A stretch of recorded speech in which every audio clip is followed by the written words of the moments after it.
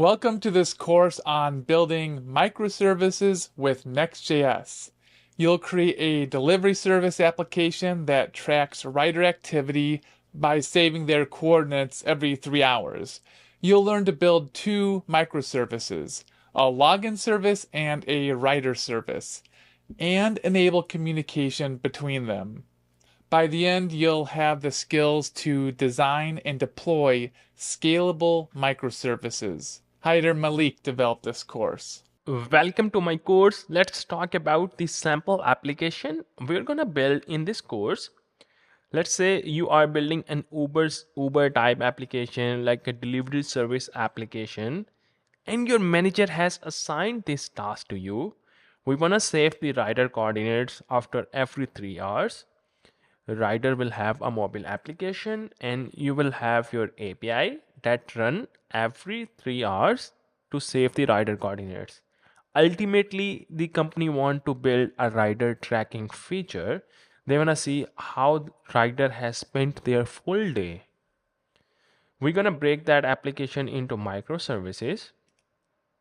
We will have two microservices, logging service and a rider service. So logging service will be responsible for saving rider coordinates, get single rider coordinates, and get all rider coordinates. We will have API endpoints for that. It should be post, get endpoint. And this logging service will interact with MongoDB. And it depends on you. You can use any database with the microservices. So this is the biggest benefit of microservice. You can deploy independently. We will have rider service, and there is a sign up rider feature, login rider, and get rider details. These are the post endpoints. This is the get endpoint. Finally, I will also teach you how can you communicate between one microservice to another microservice. We'll talk more about TCP based approach to communicate between microservices.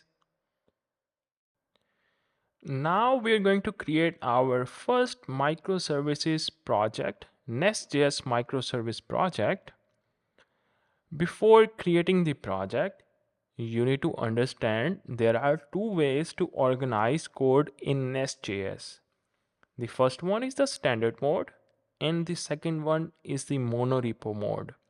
This one is used if you are working individually or small application. You follow this structure. Mostly it's called monolithic project. Like every dependency, all of the modules, all of the services will be placed in a single project. Like if we have this microservices, login service, and rider service. If you follow that, you will place all the logging feature code, all the riders related code in this single project. The second mode, which is monorepo mode, Nestjs call it workspaces. So this monorepo mode is used for microservices project. Why do we need to use that? Because it allows us to share the code between multiple microservices very easily. You can consider, why do we need monorepo? Because it allows us to reuse the code very easily. So if multiple teams are working on multiple microservices, let's say team A is working on logging service and team B is working on rider service. So with monorepo, you can do it easily. Let's say if you have one package.json file, so one package.json file will be shared to all of your microservices, right? I'll show you how to do that. First, we need to create our project by using standard mode, and then we will convert the standard mode project to monorepo. Make sure you install Nest.CLI. I have already installed Nest.CLI on my machine. You need to install Nest.CLI globally. I have this version 10.4.2. And now we need to create a new project. I can call that Uber service, let's say. or you can call Uber services, however you want to call. I want to use npm. It will take some time to install some dependencies. Now you can see we have Uber services project, right? And let me show you the code repository, project structure. Go to your Uber services. I'm going to use VS Code editor.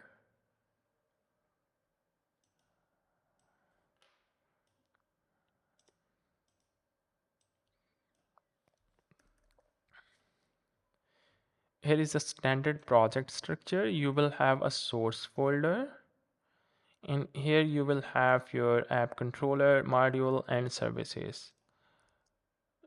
You can run the project by using npm run start.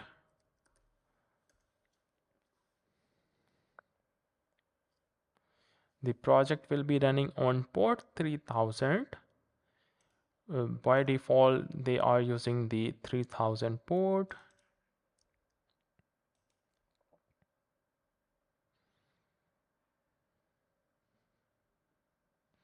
My project is running, so I can send request to localhost colon 3000, and you can see the hello world.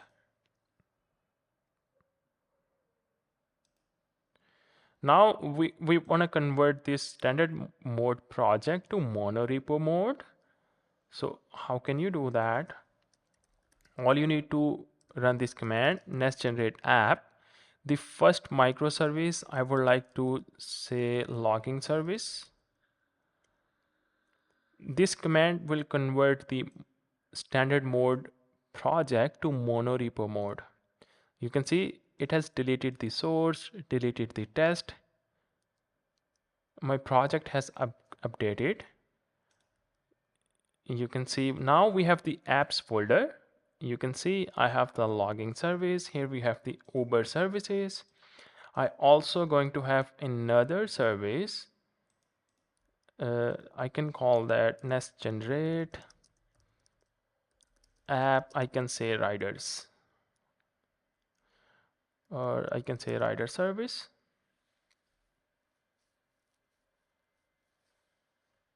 Here you can see that I have rider service and the login service. So if you want, you can set the separate port.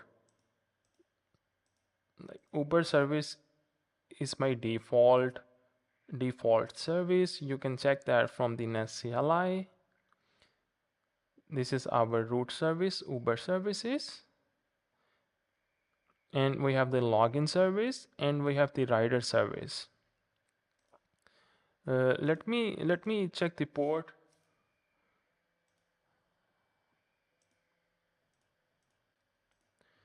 So I have 3000 port for Uber services.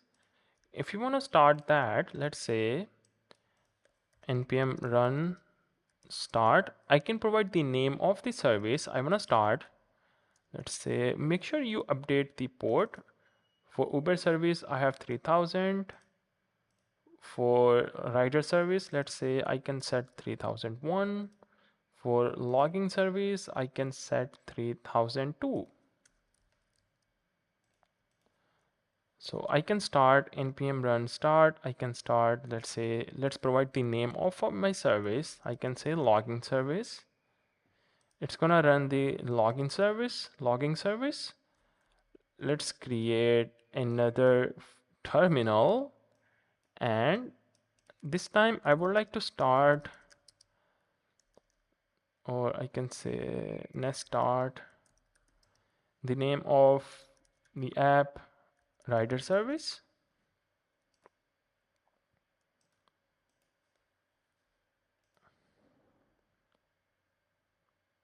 Or I think npm run start, the name of the service rider service.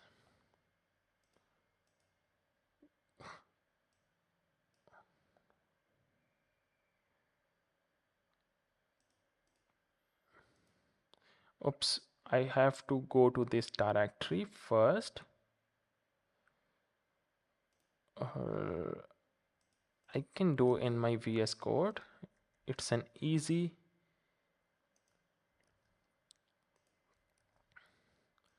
So npm run start logging service. Let's open another terminal. Npm run start, and I can provide rider service.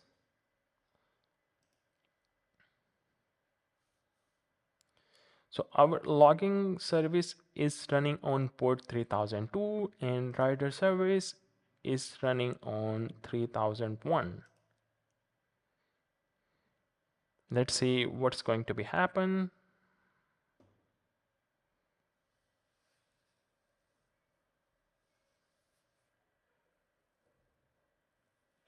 Project is running successfully. Let's go to the local host colon 3001 and you can see the hello world, or 3002 you should see the hello world. So both our both services are running correctly.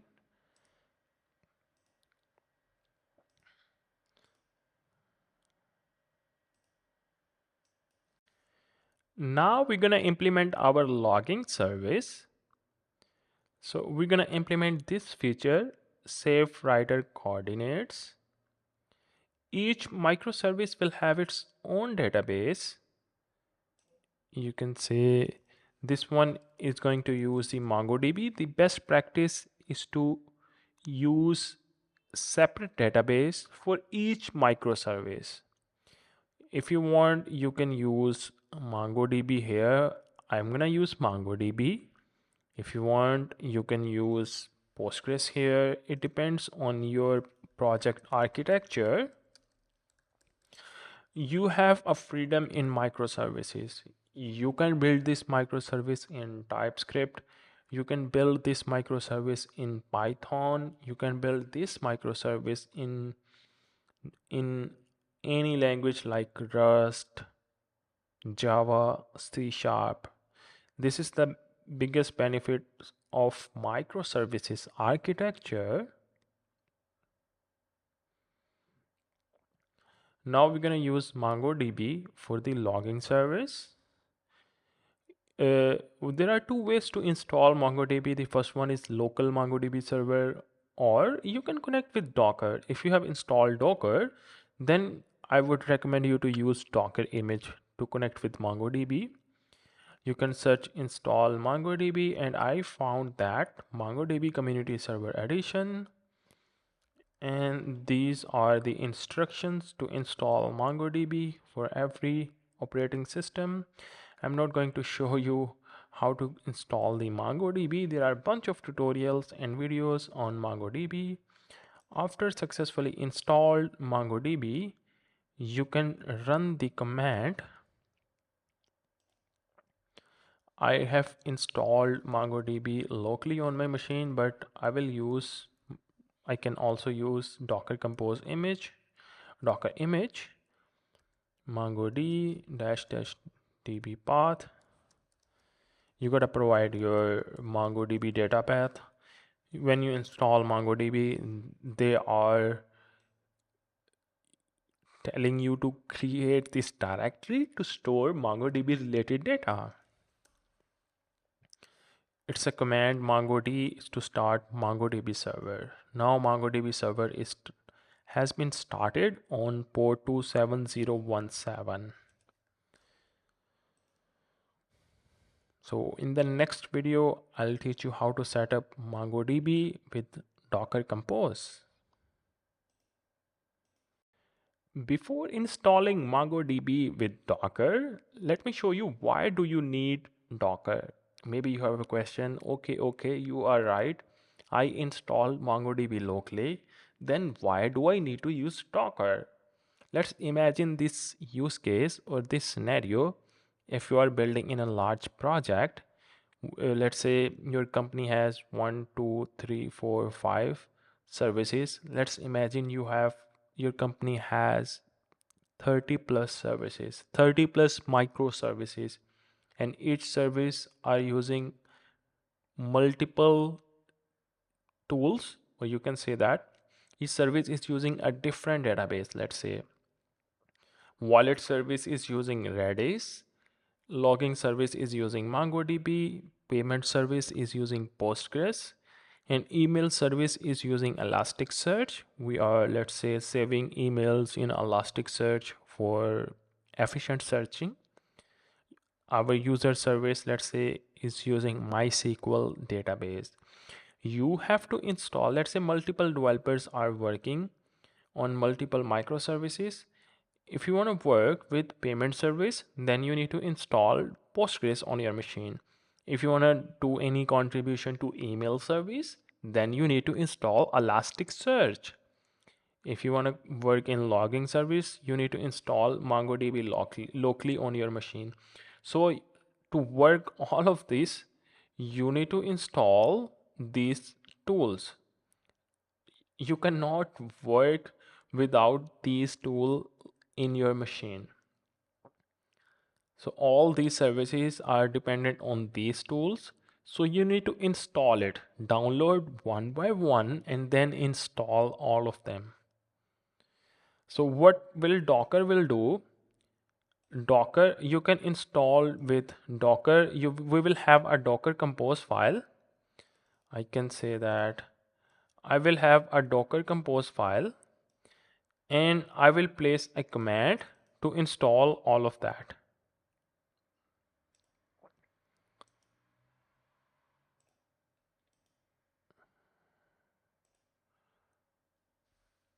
And let me do that.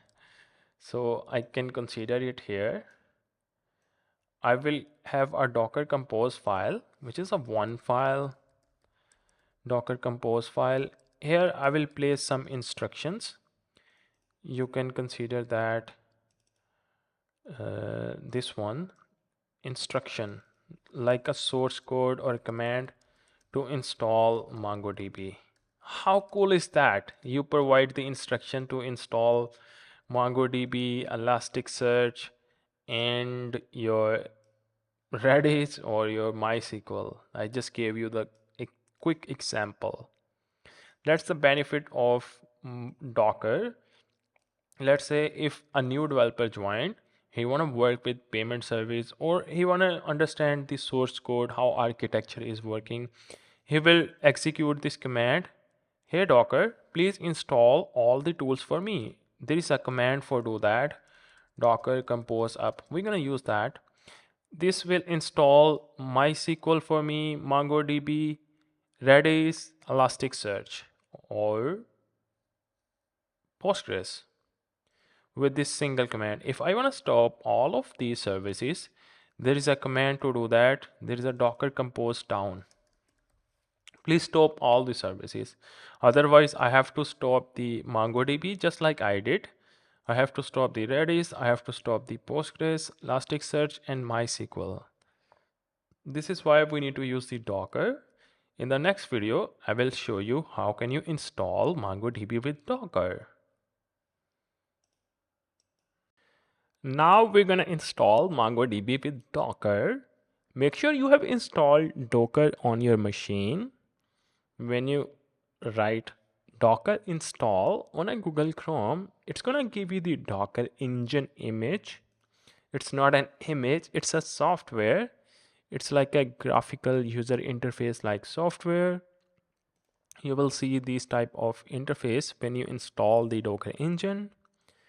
Here you can find all of your tools or softwares, like I have a MySQL, MongoDB, Postgres, RabbitMQ, Redis.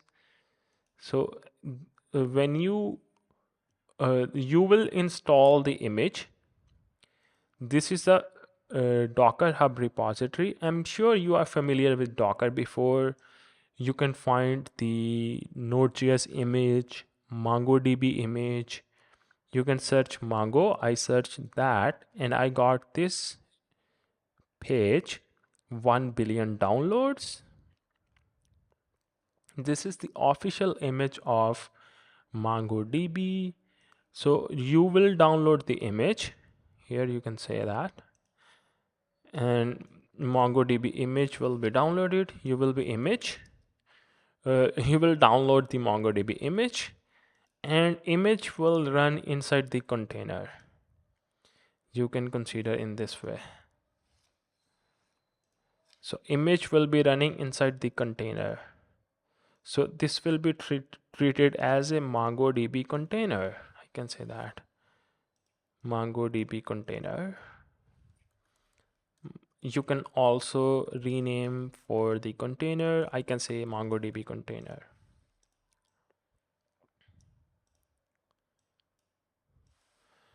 So you got the concept of image. Now we need to install the MongoDB image. If you don't have, you can install it. I can say here we have the MongoDB official image page. All you need to run this command. Open your command prompt.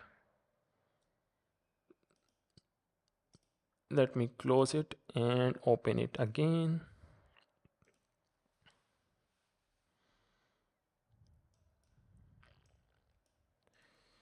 This is how you will install MongoDB with Docker. I can say Docker. You can also check your Docker version. I'm currently using 20.10. It means we have successfully installed Docker. I have successfully installed Docker. You can change the name, or you can do any name for MongoDB. Actually, here you're going to provide the name of your container. I can say some Mongo. Just follow that. And here you will provide your image. Mongo, and you got to provide your version, which version you want to install. Let's say I want to install local latest version. Docker run is used to run the image inside the container. This is the image name, this is the container name, and this is the command to run the Docker image as a container. I have already installed Docker latest. You can see that. Oh, sorry, MongoDB latest. I have this one, MongoDB latest in use. So you can see that. So now the MongoDB server has started. You can see that I successfully ran the MongoDB in a container. You can see some MongoDB. This is my container. Some MongoDB, I use that. Some MongoD, I use some MongoD.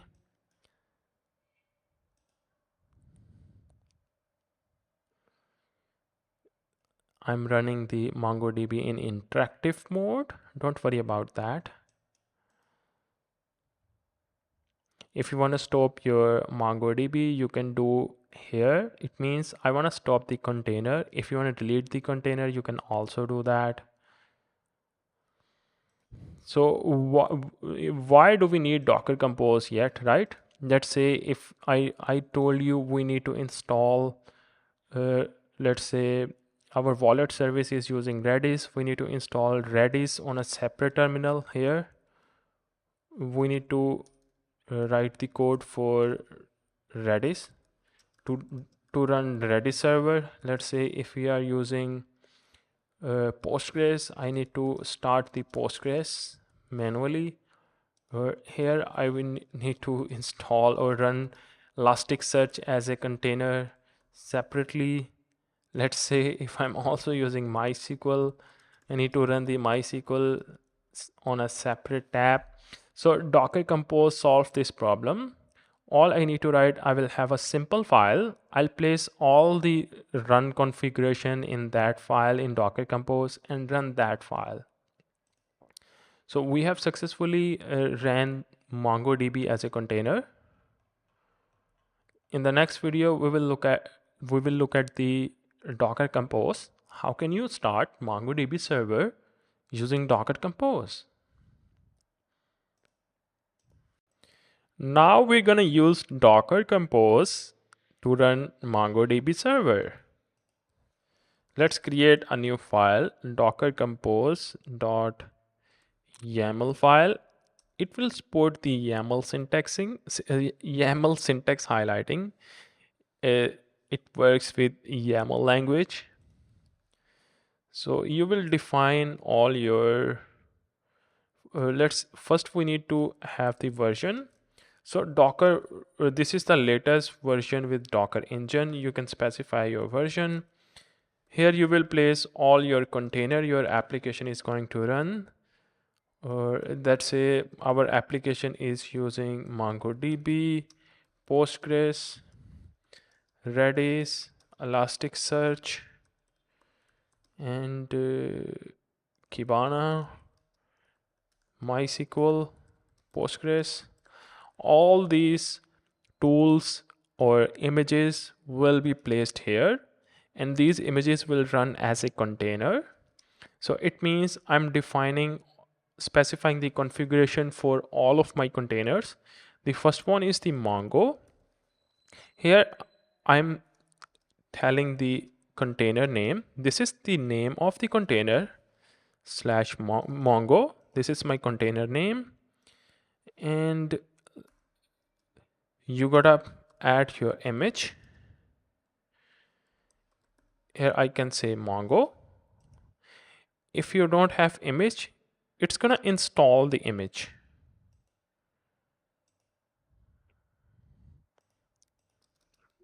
Let's follow the indentation, the right indentation, and restart policy. Restart policy means when MongoDB crashes, it will automatically restart. So restart always. Container automatically restarts if crashes, right? And we need to provide the environment variable. Environment variable. Let's say this is the username. This you gotta provide in this way.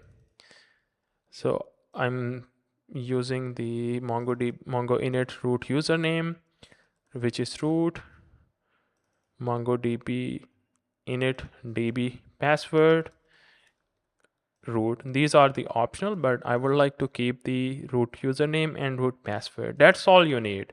We have created the configuration for MongoDB, just like you do for the Redis. I'm not going to do that, but just show you the pattern or the path. For Redis, MySQL, you gotta define in this way, right? So this is the benefit of Docker Compose. Now, all I need to run one command, Docker Compose up, to start my MongoDB server. Right now, we defined only one server, one service, which is Mongo. So it's gonna install that.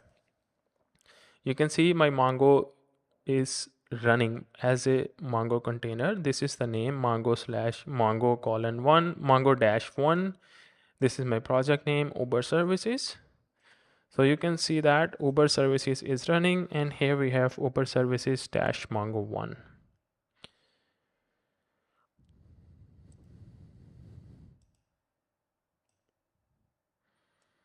So we created the Mongo container and running the MongoDB image, the official Mongo image.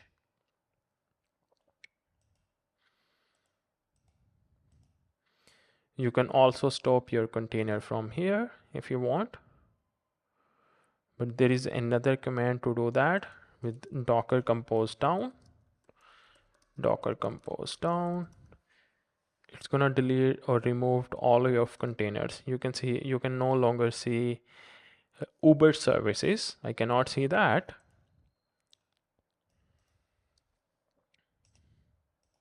Now we're gonna connect our logging service to MongoDB. We're gonna use Mongoose package. Nest.js also support for the Mongoose. I'm sure you know about the Mongoose. If you want to work with MongoDB in Node.js, there is the ODM, Object Relational Mapper. It provides schema approach, like you can define the validation for your schema in this way. So Mongoose also supports some additional methods like TypeScript support. You can use that. They also enhance some query functions. There are a couple of methods are available in Mongoose you cannot find in native driver like validations. They have a middlewares.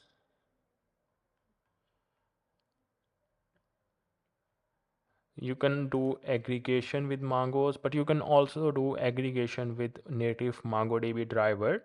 Under the hood, it uses MongoDB native driver. I'm not going to convince here about using Mongoose. I'm gonna use community. Node.js community uses Mongoose for when they work with MongoDB. So Nestjs also support for the package. You can find the Nestjs Mongoose package documentation. You can also do that, but I'm going to follow my code. First of all, we need to install a couple of packages. The first one, I need Mongoose. Let me install the package Mongoose.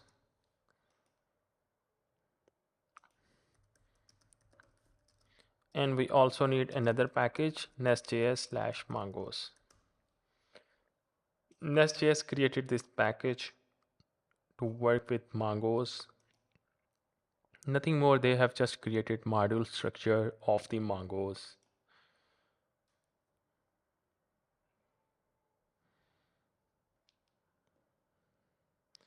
My packages have installed. Now you gotta go to the main module. This is my main module. So we need to import Mongoose module.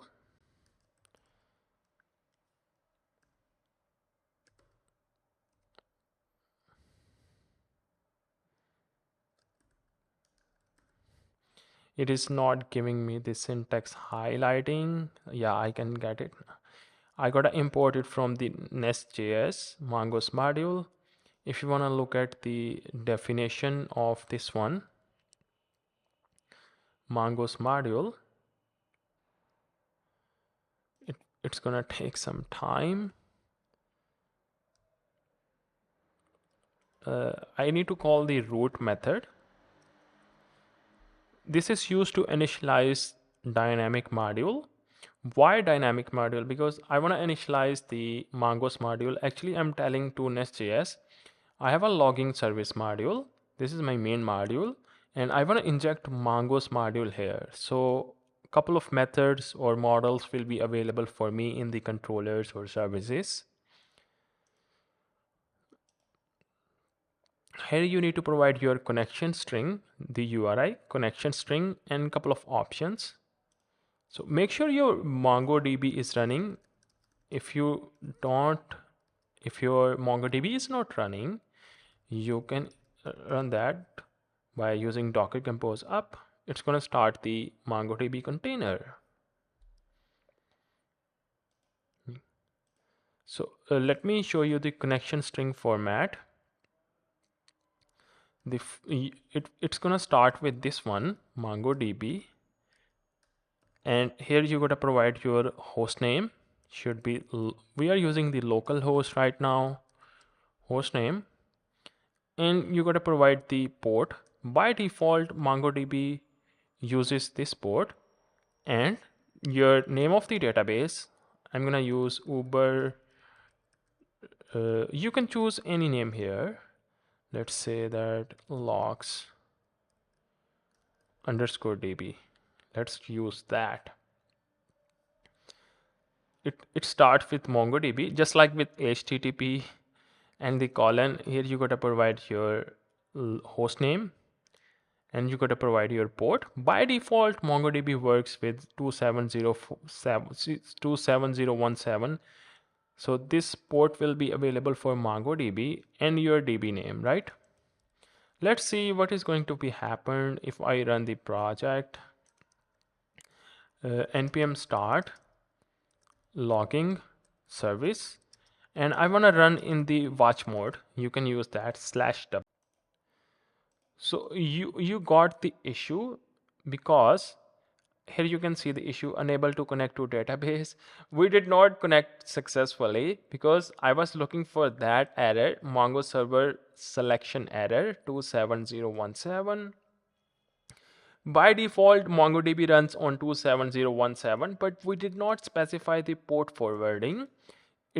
This is how you create the array in YAML. I'm telling to Docker, like every traffic will receive to 27017 in my computer will be proxied or will be transferred to 27017 port in a Docker container. This is called the port forwarding. So when you copy that, and let's restart our Docker container. I can come down the Docker container, MongoDB container. Let's restart it again. Container has been created. Let's start the project. Oh, I got the issue. Is there something already running? No. Uber services. Yeah, I have to stop that. Let's run it again. Docker compose down.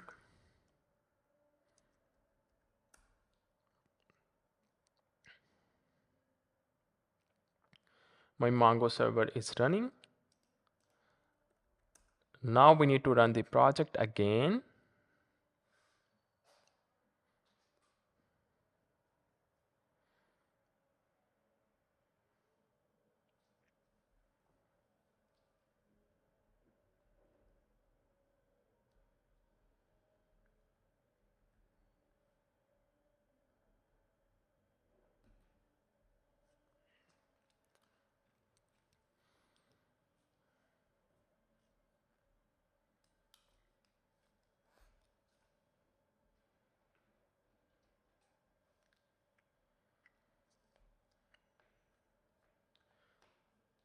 Now I did not get any error back. So we successfully connected MongoDB with logging service.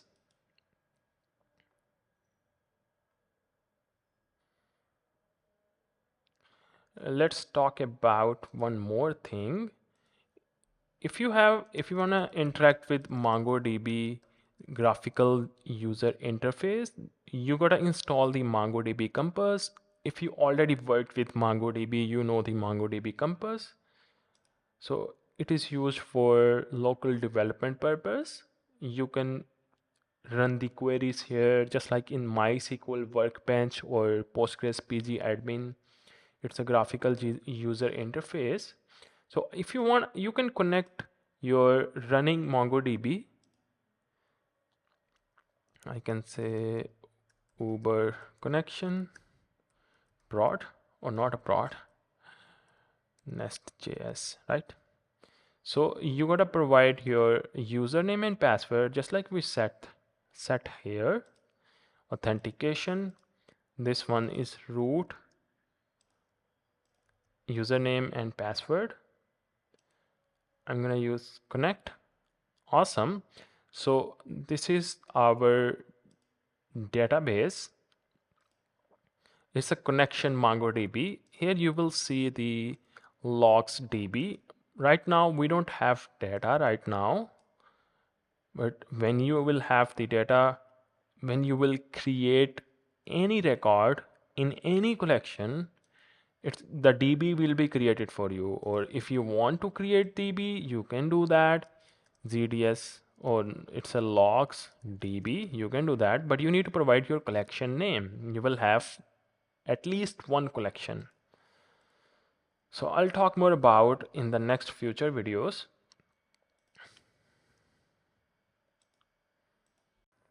Now it's time to start building the logging service. We're gonna build this API endpoint first. We will have API endpoint to save rider coordinates. Remember, that was our application. We want to save the rider coordinates after every 3 hours. So we broken down our application into two microservices, a logging service and a rider service. So we're gonna implement this save rider coordinates endpoint. Before implementing this save rider coordinates endpoint, we need to refactor this logging service. It's making me confusing logging dash service dot module. So what I want to do, I'm gonna copy that code, this one, the mongoose.for root,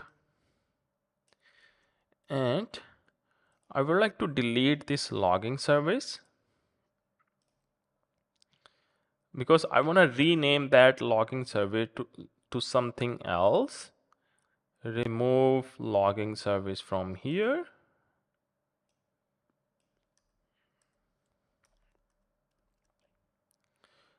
Now we need to create a new service. This time I'm gonna use the logging, so it will make sense now. Instead of have this type of rider service module, rider service controller, it's a little bit annoying for me. That's why I would like to use a different name.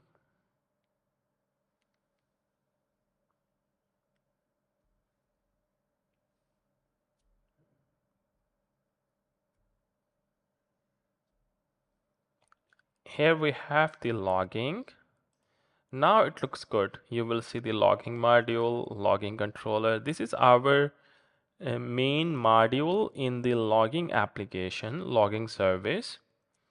I'm gonna copy the same code from imports. I pasted it here. We need to import Mongoose module. So now everything is fine now. Let's start the application. Now you will place the logging instead of logging dash service. Let's continue. We have to implement this feature. So what we can do, I'm going to create a new module. This would be rider coordinates module. Nest.js provides module structure. It's a functionality in Nest.js. You can create or group or organize controllers, services in a separate module. Let's say,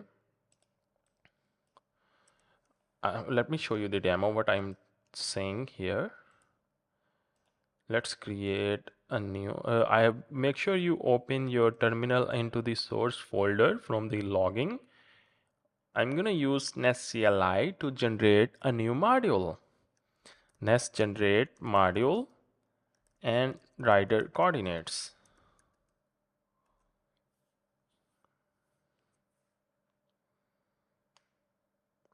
So I will place all coordinates, rider coordinates related controller API routes in this module. You can see that we have created the rider coordinates module and it is imported here. I can double check that rider coordinates. Now we need to generate the controller rider coordinates.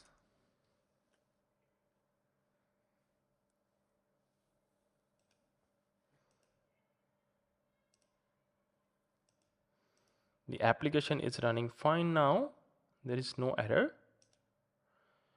Controller has created.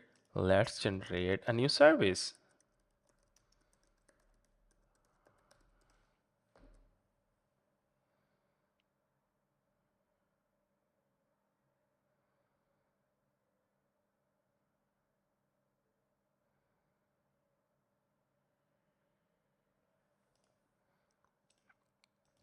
So we have controllers, service, and a module, a separate module to organize our rider coordinates related functionality. Let's define a new route here. It would be the get method. You gotta use the decorator. And I can say get rider coordinates. It's gonna return a simple message. hello, I am from rider coordinates. So you can test this API. So we have this get endpoint. We just created the get endpoint. Our application is running fine. You can see rider coordinates controller has been initialized. Rider coordinates module has been initialized. So we need to send the API request to this one. So I'm going to use, you can use Postman to send the API request. I'm going to use a different tool for just testing. I think it's a REST client. Yeah. Yeah, it's a REST client. You can install that. It provides us to send the API request from the HTTP file. I can send the GET request, get rider coordinates. This is how you will write the comments here. I have to send the GET request, localhost colon 3002. Make sure our API is running.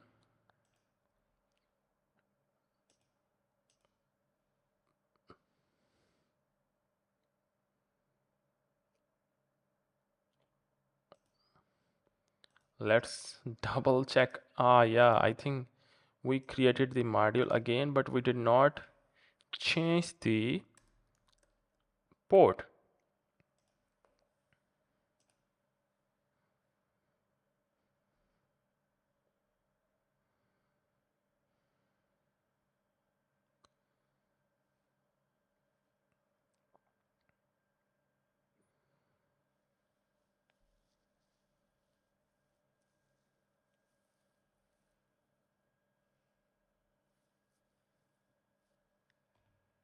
Let's check it out.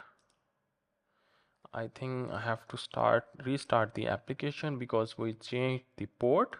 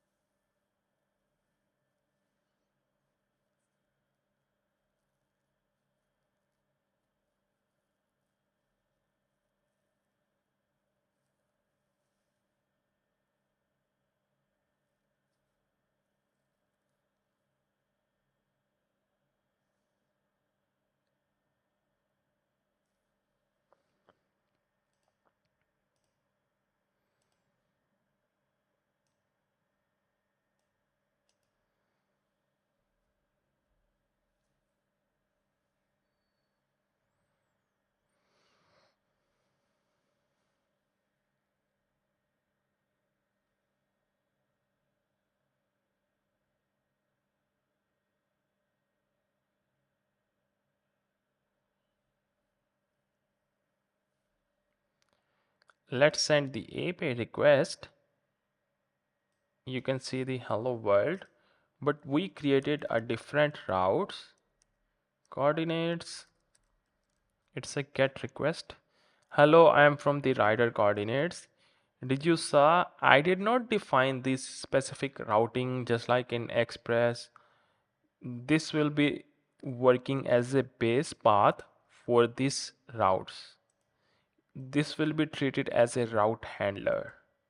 When you send the get request to this slash rider coordinates, this method will be called. So in this video, we have created a custom module. Modules help us to organize the application by using the feature-based approach. You can divide your application into multiple features.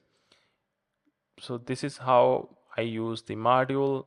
Inside the module, I created the controller and the service related to this rider coordinates functionality. And we use the REST client extension to send the API request.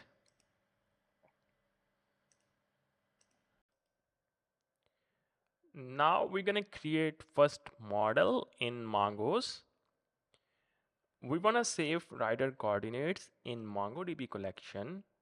We did not define the schema for the collection. We're gonna use Mongoose to do that. I want you to create a new schemas folder. Make sure your MongoDB is running by using Docker Compose up. Let's create a new file, rider coordinates dot schema dot ts file. Here you will define the schema. What properties I want to save? I would like to save latitude, longitude, and the ID of the rider. We will save the MongoDB underscore rider ID from the rider collection. I'll teach you how to communicate with different microservices. Let's create the model first.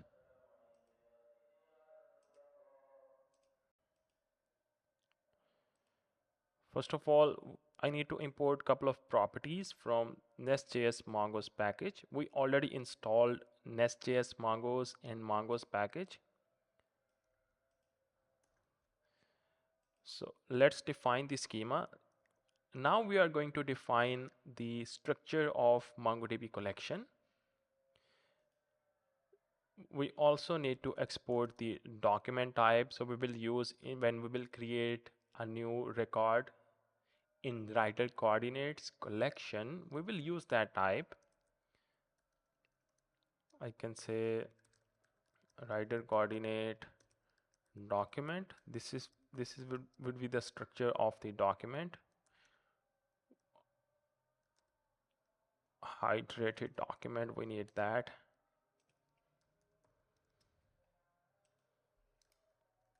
Hydrated document and rider coordinate schema.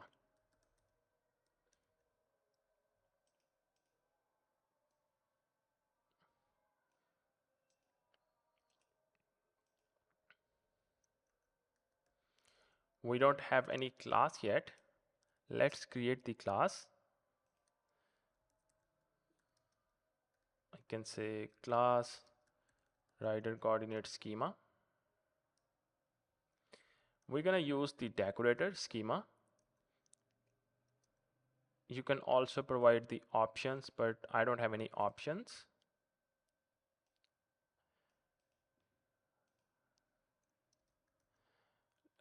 I will use the property decorator and I can say latitude should be number. Similarly, I also need to define another property, longitude. Let's add another property, which is rider. This should be the unique ID of, which is actually the rider ID. You can also use the rider ID, but I would like to use this one. It would be the string. So you can also set the properties. If you have used Mongoose, you can also do in this way. Any Mongoose option will work here. Let's say unique. It will also work here. Index, it will also work. All of these properties are required. So let's make them required. Finally, we need to create the schema. Let's get the rider coordinate schema. I'm going to rename that to schema. Rider coordinate. Rider coordinate. I gotta call the schema factory. Please create the rider coordinate schema. So I am going to provide the class and return me the schema instance. This is the schema instance. Maybe you have a question, what is this? We can look at the documentation or VS Code documentation. When you click on the command plus click on hydrated document, it's a way to define the type for your document, just like I did. So I'm telling to Mongoose, hey, this would be my document structure. Prop is used for property decorator. You can provide here, they have set the prop options. inheriting from the Mongo schema type, right? You can check all of the options are available. We use the required one. This one required. This one the required. All of these like unique is also available. Validate all, transform, text also available. There is also available validate all functions. Another question you had, this one hydrated document, I discussed about that. We have a schema type. What about this one, create for class? What it's going to return? It's returning this schema class. You can see,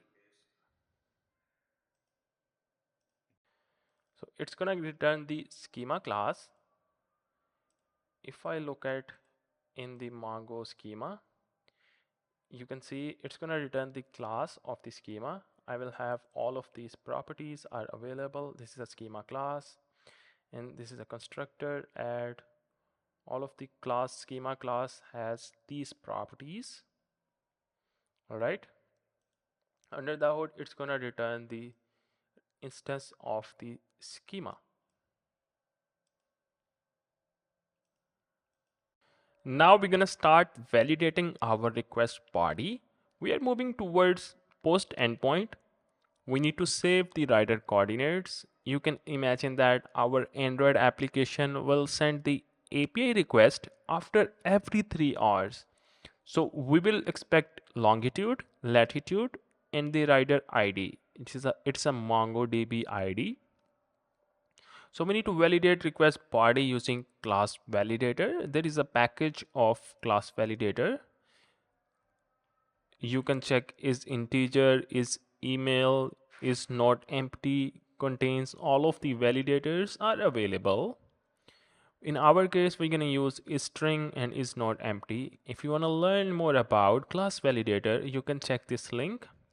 You can also validate arrays by using this way, validating sets, validating maps, validating nested objects.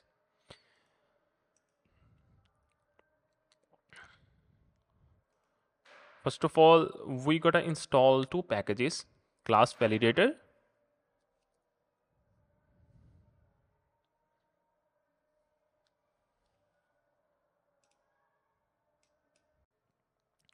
we need to install class transformer and class validator. Class transformer and class validator. And then we will define rules for validation. Let's create a new endpoint for safe coordinates. You can call safe rider coordinates or whatever name you want to choose, just do that. It would be the post request, and it will automatically import for me.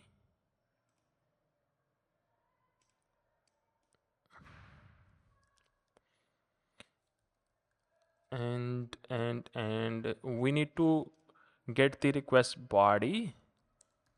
There is a body decorator, and here Nest.js call data transfer object. Nest.js called this name to data transfer object. Create rider coordinates DTO, or you can use, so I can choose coordinates DTO or create coordinates DTO, and it should be create coordinates DTO. We did not create this data transfer object yet. Go ahead and create a new folder called DTO. We will place all of our validators in this DTO folder. I can say create coordinates DTO. Let's use the same class coordinate.dto.ts file.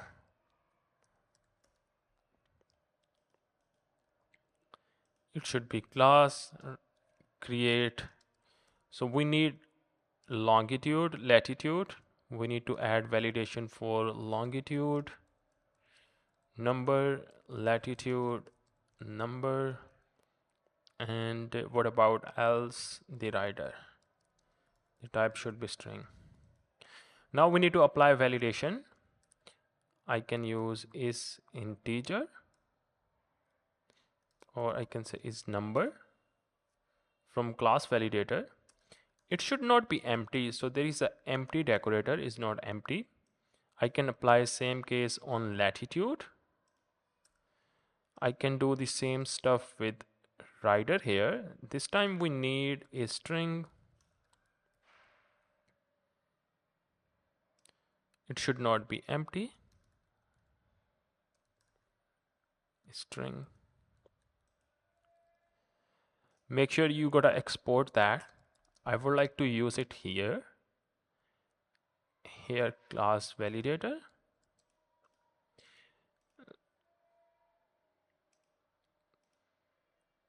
It's not in the post here. We need to expect use that in save rider coordinates method. That looks good. So what I want to do, I want to return the same rider coordinates TTO, or you can use create coordinate TTO.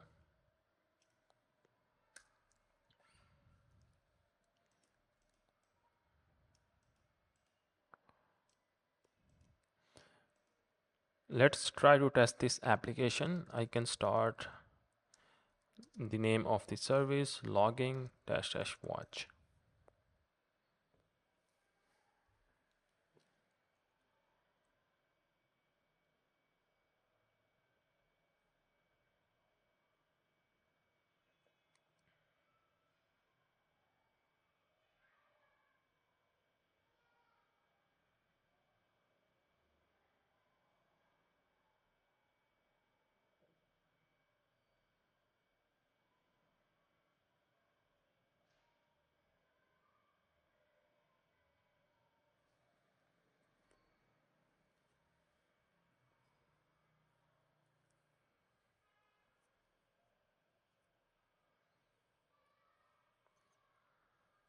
But make sure your Docker is running.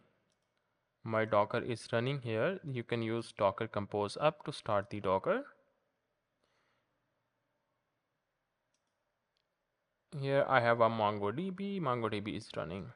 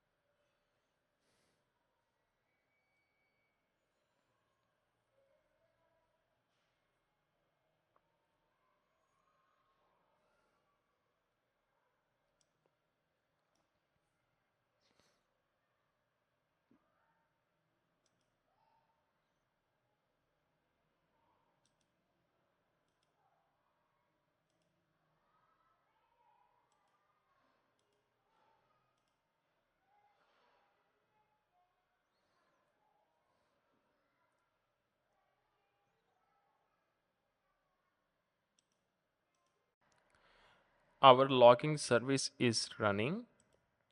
Let's send the API request for create rider coordinates. I can use the rest.http post 302 rider coordinates. Let's set the content type application JSON, and we need to provide the latitude. Let's provide that. Let's provide longitude.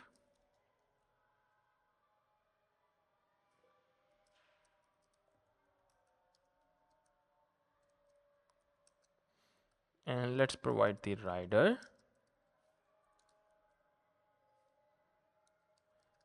It should be unique MongoDB, just like For the testing purpose, I'm gonna put the dummy MongoDB ID. It's not a correct, right? Let's save the API request, send the API request. I got the same object back. Now we need to test our validator. If I comment that latitude, it's it should give me the warning message. Hey, latitude is required because we set the validator here, but it's not working because we did not tell Nest.js, please apply my class validator on all of my request handler.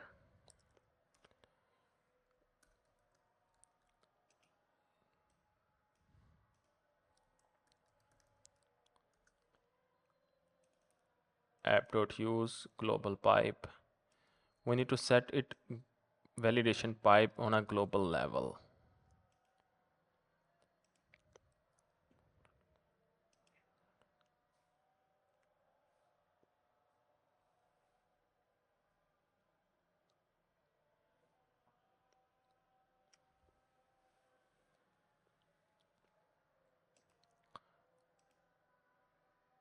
Let's wait for the server.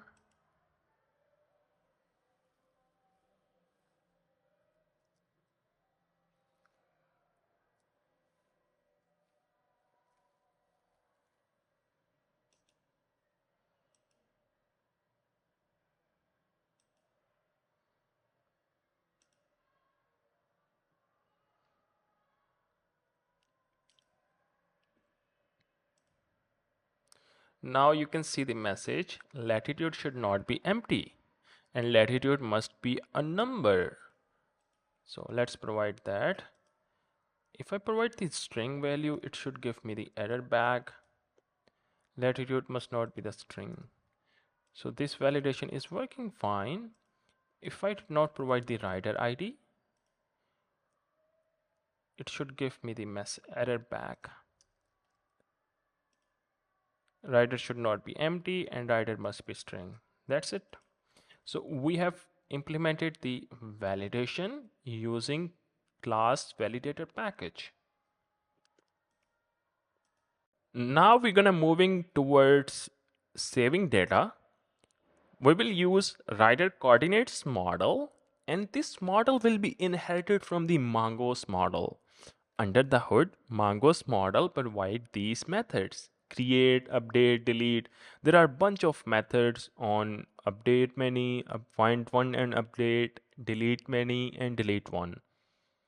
And we're gonna inject this rider model into rider coordinate service. And then this coordinate service will using these methods. Let's do that. My Docker is running already.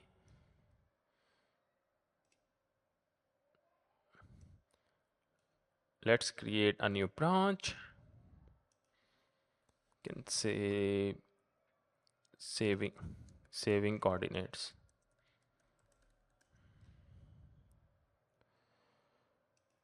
First of all, we need to use that model. We need to inject it first.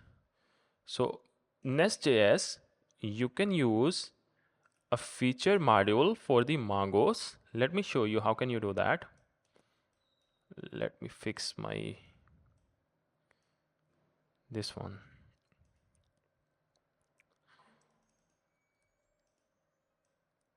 Open your rider coordinates module, and we need to import Mongoose module, and you got a call for feature. In our logging module, we use for root to set up Mongoose connection with Nest.js. We used for root method. Now we use the for feature. If you need to inject models, then you need for feature. Let's import Mongoose module, and it's gonna keep for feature is expecting the array from us.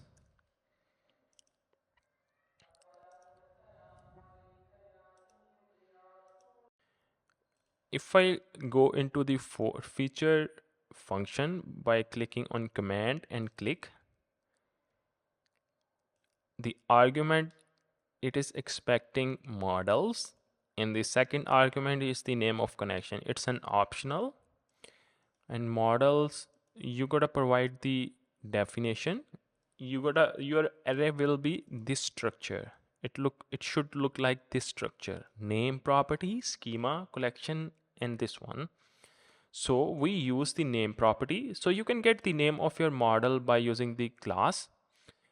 This is the class we created in the schema, this one. The rider coordinate, this one. So you can get the name by using the name property dot name property. Let's try to get that. I think it's a coordinates.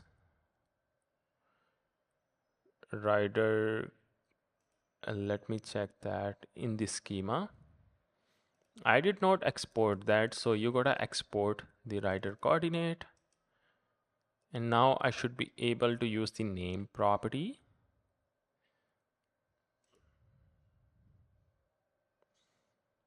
And we also need to import the rider schema. Let's use that here. Rider coordinate, change the spelling to rider. Oh, we need to fix that. Rider coordinate. We also need to fix it here. Rider coordinate. Now I should be able to get the rider coordinate dot name, and we provided the schema. Now I will have this model. I can use that model in any service. We have rider coordinate service.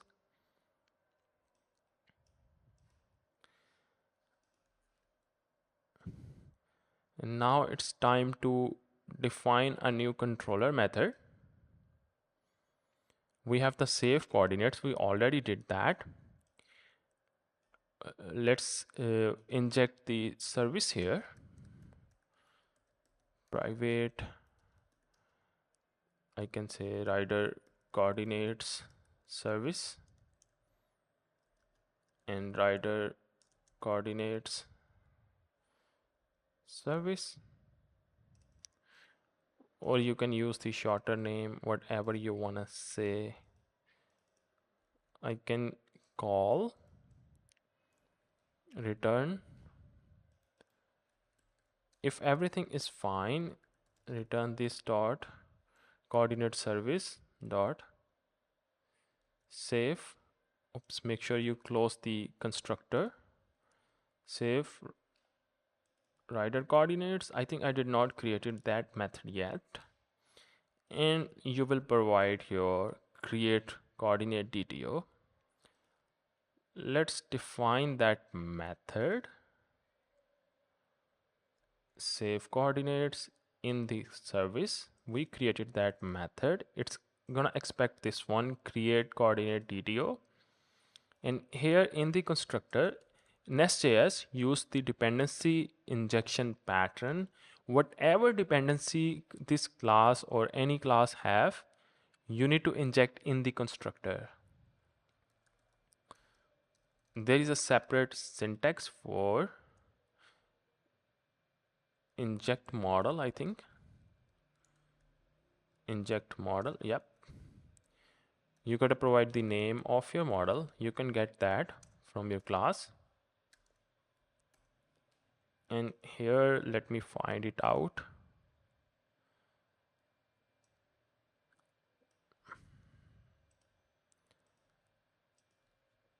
You need to declare a rider coordinate model, and you will have that rider coordinate. Make sure you import the rider coordinate.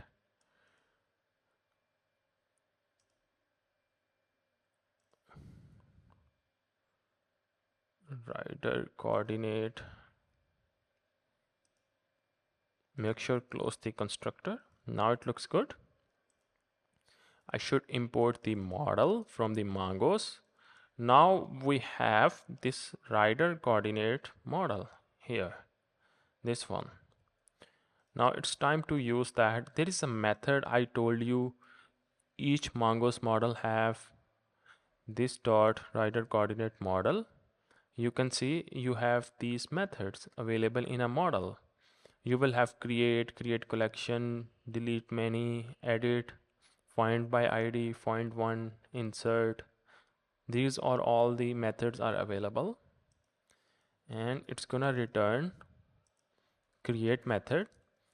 What do we need to provide? You need to provide the data transfer object. This one, the create DTO, we are getting from here.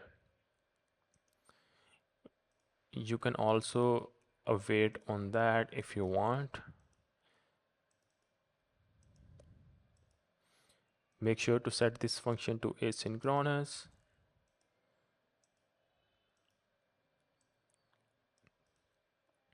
Let's test the application. Nest start logging dash dash watch.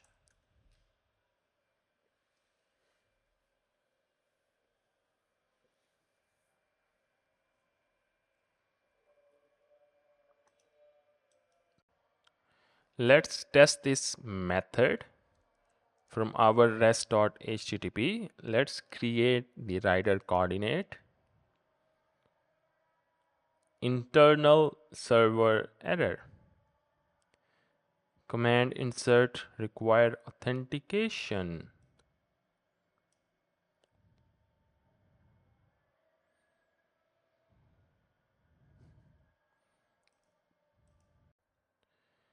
So I found the issue. We were using this connection string, but in the Docker Compose file, we set the username and password.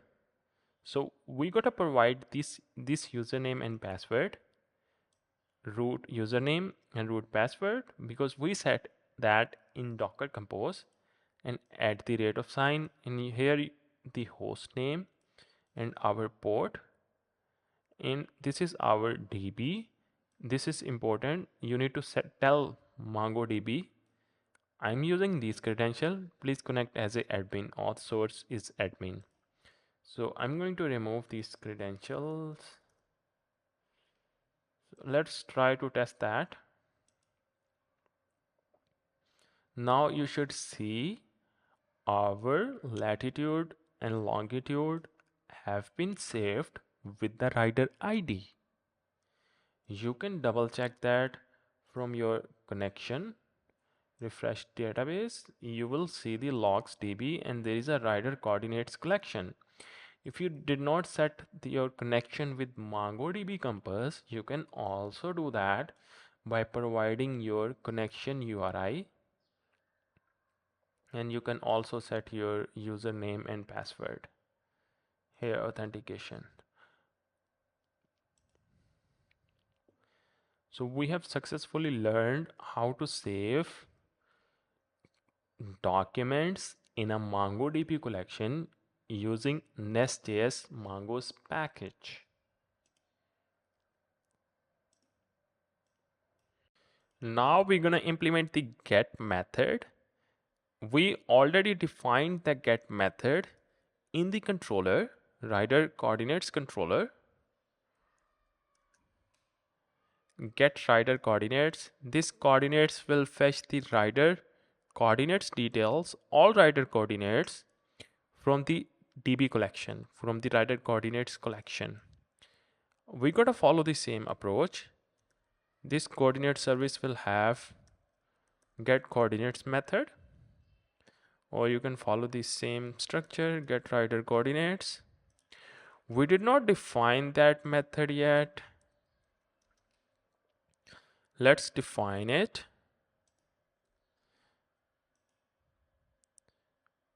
It's defined it here. I can copy that and paste it here.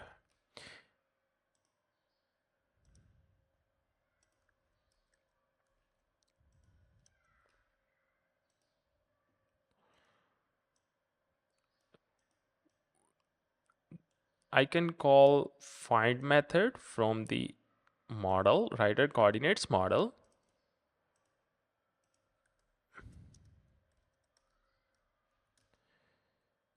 instead of create, I don't need to provide anything. I call the find method. It's gonna fetch all the coordinates from my DB. Right now we have only one coordinate, one document. So it's time to send the API request.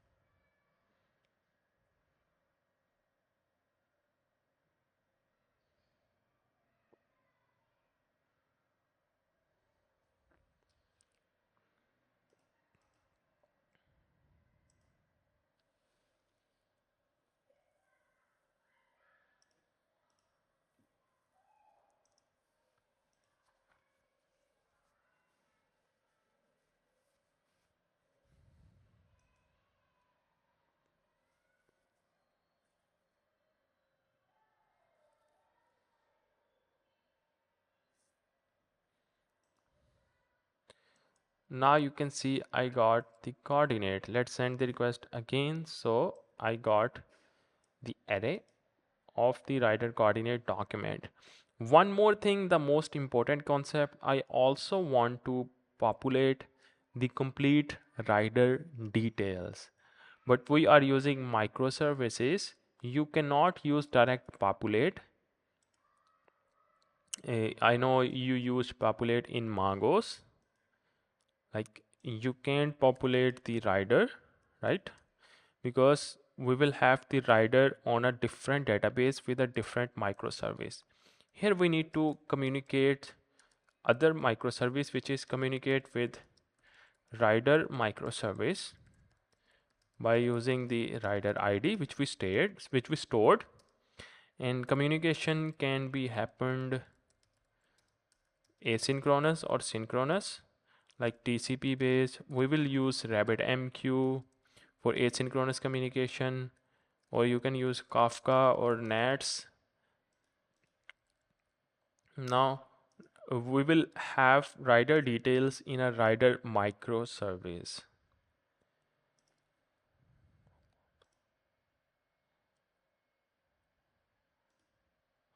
Let me explain a flow. Let's say here is our user interface. We want to display the rider coordinates details with full rider first name, last name, stuff like that, or maybe email, right? For here is latitude and longitude, all of his latitude and longitude. But we need a rider details. We have a different microservice. Here we have rider logging, and here we have rider. So in find all coordinates, we will communicate with rider service by using the ID. Please give me the rider details. And this communication can be happened by using synchronous, like HTTP. This is synchronous, or you can use async TCP, RabbitMQ by using RabbitMQ, or any message broker like Kafka or Nets. These are the four ways, or 4 to 5 ways to communicate between different microservices. If you are using HTTP, it's a synchronous. It is used for like simple operation, but in real production, in a big large application, you need some type of queue, message broker. People call message broker. This is called asynchronous communication in RabbitMQ by using RabbitMQ, Kafka, and net streaming. I'll teach you TCP. If you want to learn more about RabbitMQ, you can check the link I have provided. Now we're going to start moving toward API communication using TCP. Now we're going to move forward with API communication. Actually, the microservices communication I've discussed, there are two ways to do API communication between microservices. The first one is synchronous. Synchronous is request response pattern. Like when you use the HTTP to communicate between two microservices, it's called synchronous communication. So I have told you about asynchronous communication, like RabbitMQ, Kafka, TCP. Let me show you the basic example of API communication you can do with TCP base, but in a real world project, when you have a complex big project, you use message broker like RabbitMQ, NAT streaming, Redis, or Kafka. We have a rider coordinates method, get rider coordinates. It's trying to getting all the coordinates from the DB, right? And we also need to populate the rider details, but we will have the rider details on a separate DB. This rider microservice has a separate rider DB. So rider document is placed here. Here we have only rider ID. Rider ID. Let's make it bigger. Rider ID. So we will use that rider ID. We will provide rider ID to get rider by ID some method, and this method will fetch the rider details and will give to us. So we'll use the TCP mechanism. I want to show you how to do that. First of all, I have to refactor the name of the service. It should be rider, not a rider service, because it's making a complex rider service module. So what I can do, I can delete that rider service and also remove from Nest CLI, get rid of this one, rider service.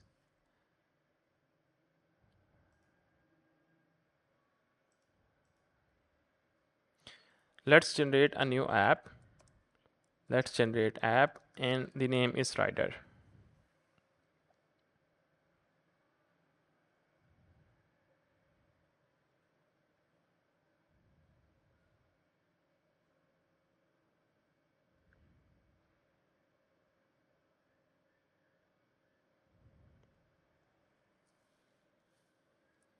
Our writer service has generated.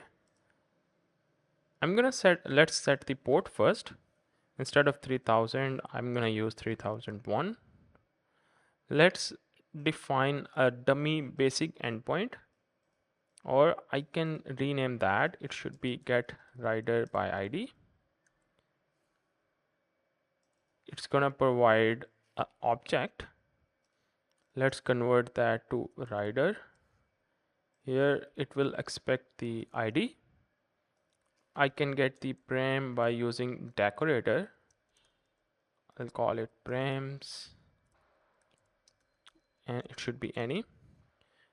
So what I can do, I can return a simple object param, and let's say I can return the ID, whichever I will get from payload. I'll return it request.id. Let's return the first name. I can say Jane. Let's return the second last name. Though let's return the email jane@gmail.com. So we will have a basic endpoint, right? I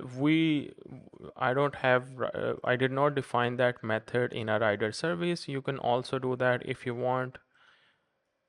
I just want to show you the simple testing purpose. So in real world, you will have a database and you are going to make the DB request by using the rider ID and fetch the rider details. Our goal is to call that method get rider by ID in a logging module, in a logging service. So Nest.js provide some methods. You need to use this package Nest.js microservices. First of all, we gotta install this package. If you want to work with microservices, you need to install this package in Nest.js. And then it allow us to import rider service, rider microservice as a TCP based connection in a rider coordinates module. We have a logging microservice and we have a logging rider coordinates module, because I want to use that in a rider coordinates module. That's why I gotta import it here. And one more thing, we need to add couple of dependencies.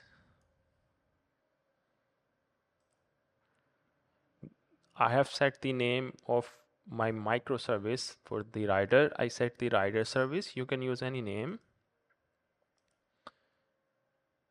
Clients module. I'm telling to my Nest.js, I would like to use this rider microservice service, or inject this rider microservice in my this module, this one. That is good. Now I should be able to use that service in my rider coordinates service, this one. So this is how, let's check this out.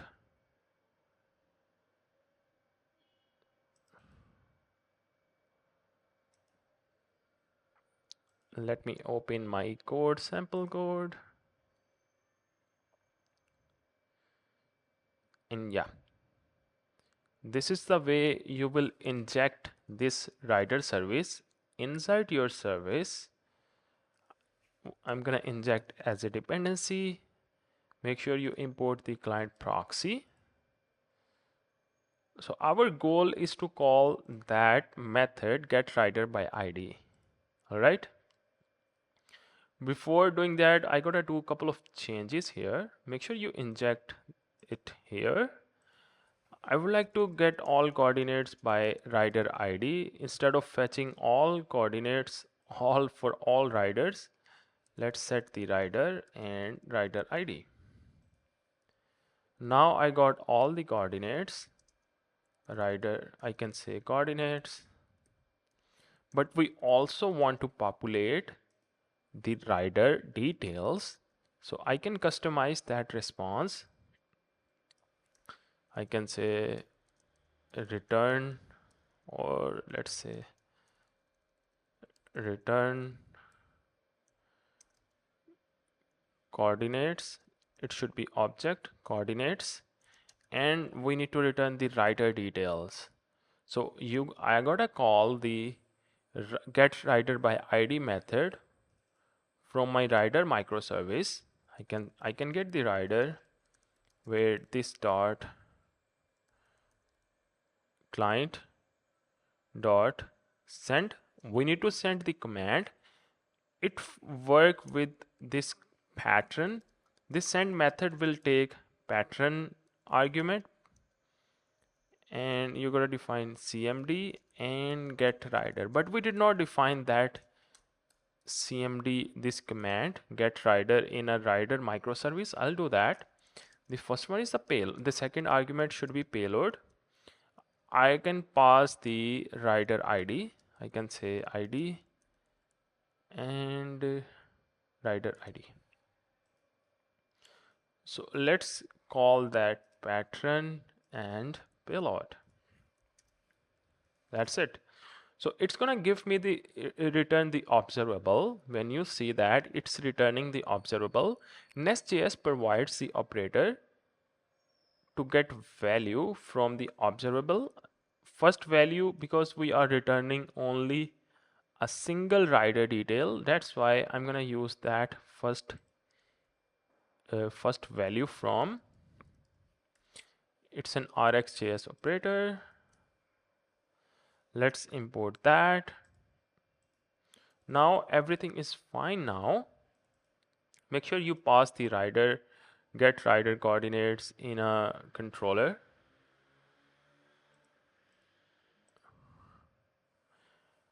Let's use the param, and param's type should be any, so I can provide the ID here, params Actually, I gotta use params here.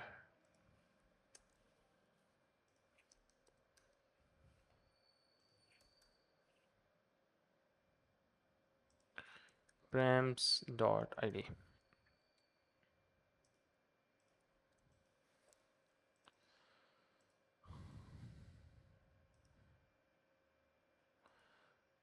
Now it's time to, before testing, we need to do a little bit change. In a rider service, make sure you set up the microservices. We gotta do the, instead of running a plain old way to start Nest.js application, we need the setup. I'm telling Nest.js, please act as a microservices way to the rider service. Let's do in a main function. I can comment that. I don't need that. So we need to import it. Also import microservice. In a real world application, you can use RabbitMQ, Kafka. I'll teach you in my later course, in my advanced course, how to use RabbitMQ, Kafka in a production level. This is my main application module, rider module. Now we need to, I think, restart the application. Oh, AMP connection manager, because I'm not using that. It's a TCP based. Let's also start the logging service.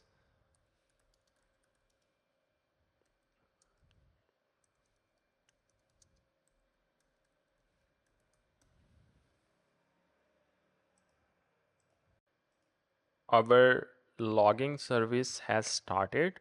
One more thing you gotta do in your get rider ID, we need a message pattern. Here, this is the way you can register the event.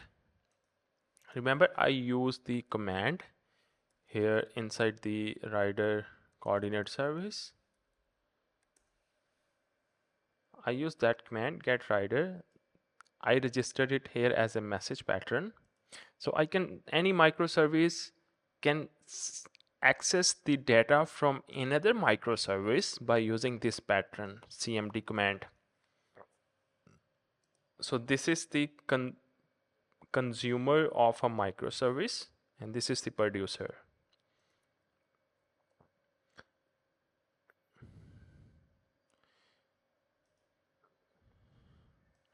You can also get data. Instead of getting param, I can get the data. I can use data.id. That is it.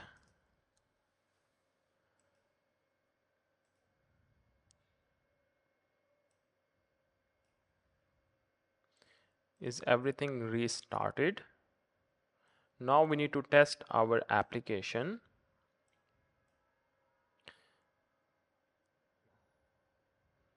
One more thing, I can wrap that code in my asynchronous. I can say promise.resolve and it's gonna return the data. But in real world application, you will have database that fetch the rider details. The first step, we injected the rider service as a dependency. Actually, we first did it in rider coordinates module. I know a little bit complex. When you implement, you will get more understanding. Please inject the rider microservice.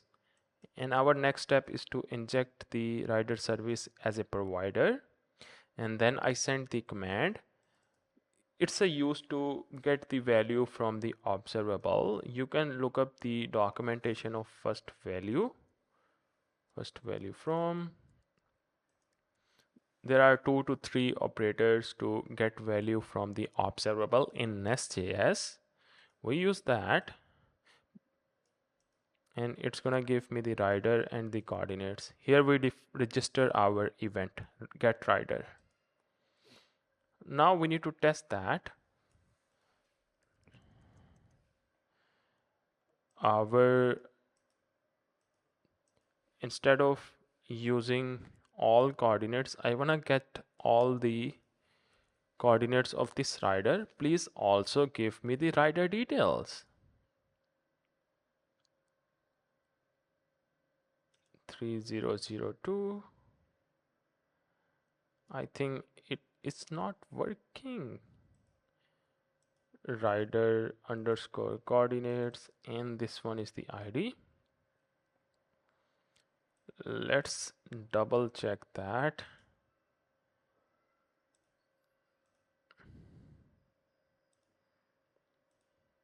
Rider controller, rider coordinates, we have get endpoint, and it is accepting the params and params.id. Let's log the params.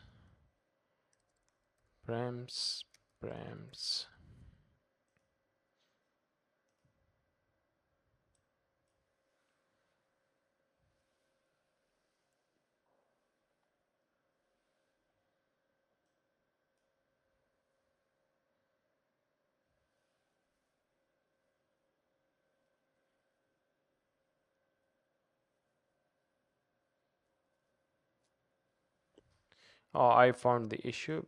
I should use the as a ID here because I did not define this one, the ID attribute.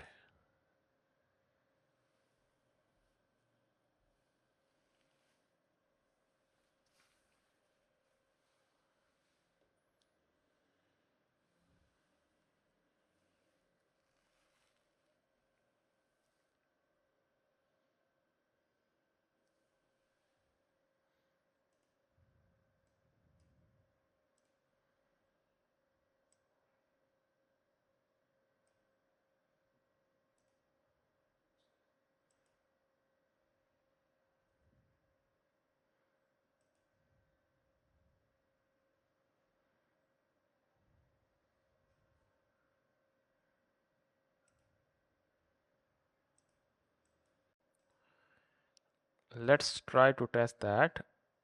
This is awesome.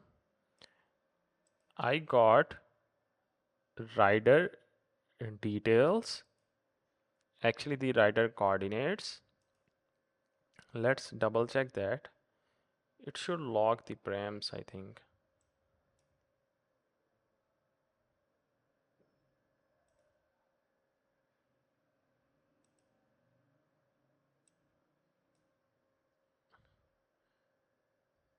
This is the logging module. So this route has been registered successfully. So let me get into the rider coordinates. Rider coordinates. First value, I provided the pattern and the payload, which is ID. It should return this one, the coordinates and the riders.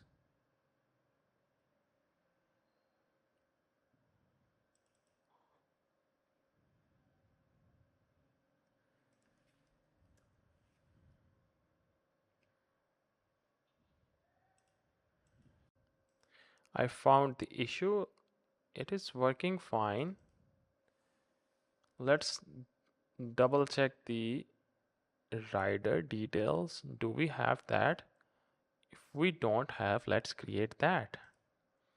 Let's say I am going to use this one,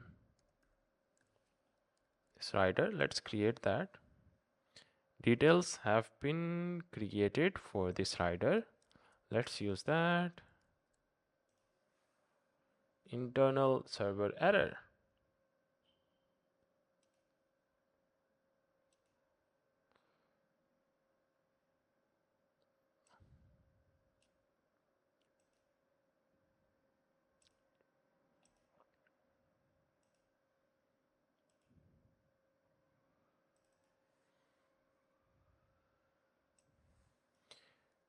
Let's go into the rider service, rider controller. We are using data.id. We are passing the ID. message pattern, get rider by ID, get rider client.send. Let's try to log the value of the rider, what it is going to return. Let's also log the coordinates.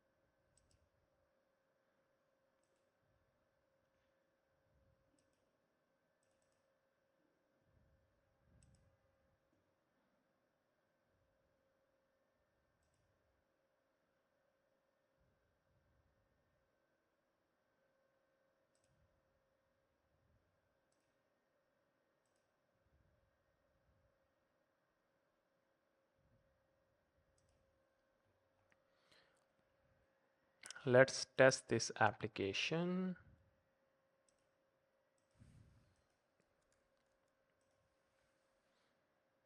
So what is the issue? I got the coordinates.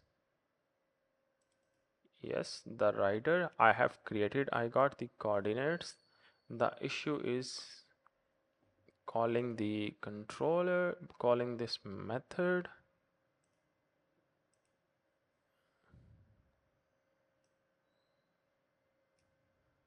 Let me figure it out.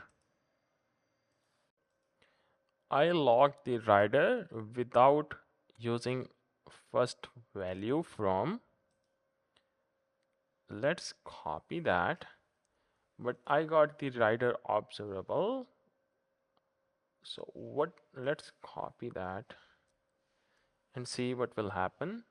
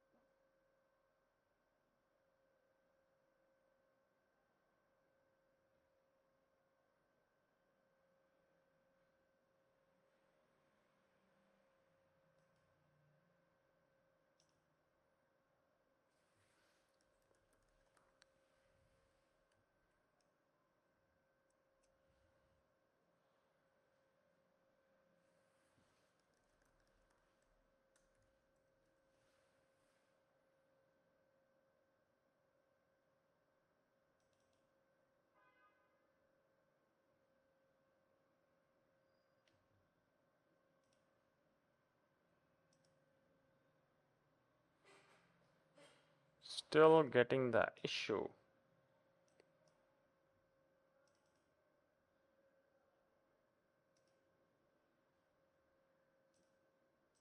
I use try and catch method.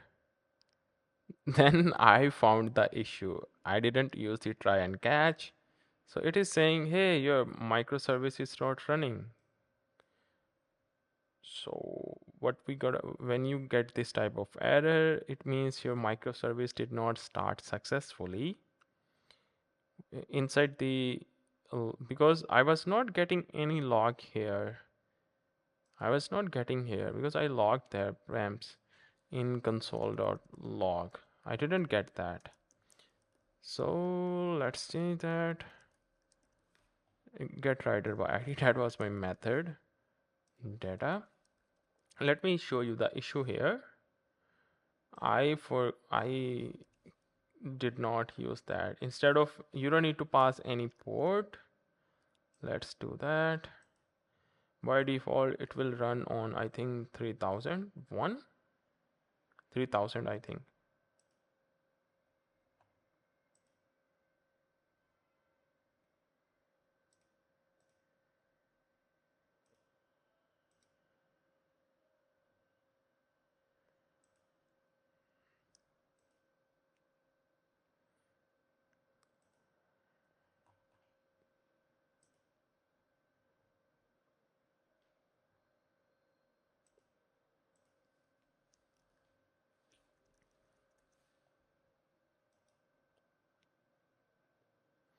That is good. That's amazing. So now I got my coordinates array. You will have multiple rider coordinates. Let's save another coordinates with same rider ID. Now it's time to fetch all the coordinates. Here you will see the coordinates array. This is the rider detail. I'm getting the log in the rider service, and this one is my rider coordinate service. So we have wrapped our application using microservices communication using TCP based. If you want to learn more about microservices, you can buy my course.